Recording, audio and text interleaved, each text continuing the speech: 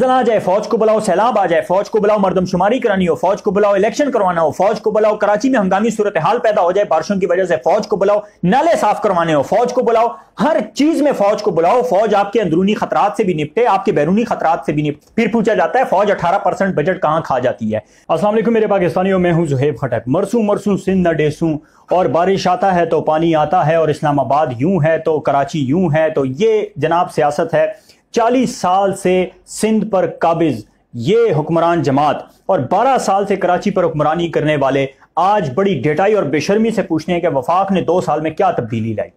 आप देखिए 4 दिहाइयां इन्होंने इस सरजमीन पर, सिंध धरती पर इन्होंने जो है हुक्मरानी की, और हालत इज़ार ये है कि चंद बूंद बारिश होती है तो गटरों के ढक्कन उबल उबल कर इनकी कारकर्दगी बाहर निकाल कर फेंक देते हैं कि ये है इनकी कारकर्दगी। मैं पूछना चाहता हूं कि ये कभी बिलावल हाउस क्यों नहीं डूबता, कभी सरे महल क्यों नहीं डूबता, कभी इनके ये महल्लात क्यों नहीं डूबते जो इन्होंने हराम की कमाइयों से बनाए हैं। ये आखिर जब पिसता है, मरता है, सिसक सिसक कर, बिलक बिलक कर, तो ये आम आवाम ही क्यों होती है। कराची के 80 से 90% जो आवाम मर रही है आज, वो गटरों के ढक्कनों के जो है उबल उबल कर जो इनकी कारकर्दगी बाहर आ रही है। वो जो बारिश का पानी है जिसने तबाही फेर के रख दी है कराची में, हर घर में जो है पानी घुस चुका है, लोगों की अमलाक को नुकसान हुआ है, लोगों की जानो माल को नुकसान हुआ है। कभी करंट लगने से लोग मर जाते हैं, कभी कुत्तों के काटने से मर जाते हैं, अस्पतालों में वैक्सीन मौजूद नहीं है, कभी थर के बच्चे भूख से बिलक बिलक कर, सिसक सिसक कर मर जाते हैं।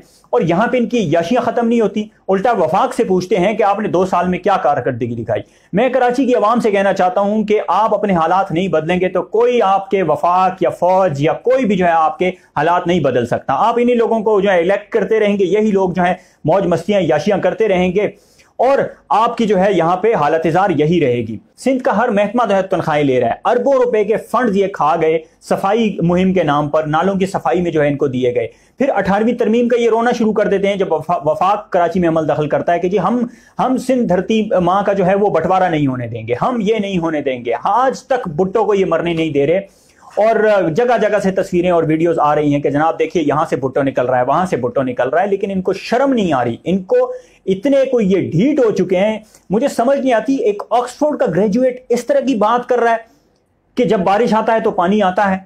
ये इनका मेंटल लेवल है, और आज भी लोग इनकी सपोर्ट में जो है वो मरने मारने पे तुल जाते हैं। इनसे जब कारकर्दगी के बारे में सवाल पूछा जाता है तो कहते हैं हम लात मार के हुकूमत गिरा देंगे। जियालों को अकल दिलाने की कोशिश की जाती है कि हुजूर अपने हाल पे रहम करें, भुट्टो जिंदा नहीं है, आप जिंदा हैं, अपने हालत इज़ार पे रहम करें।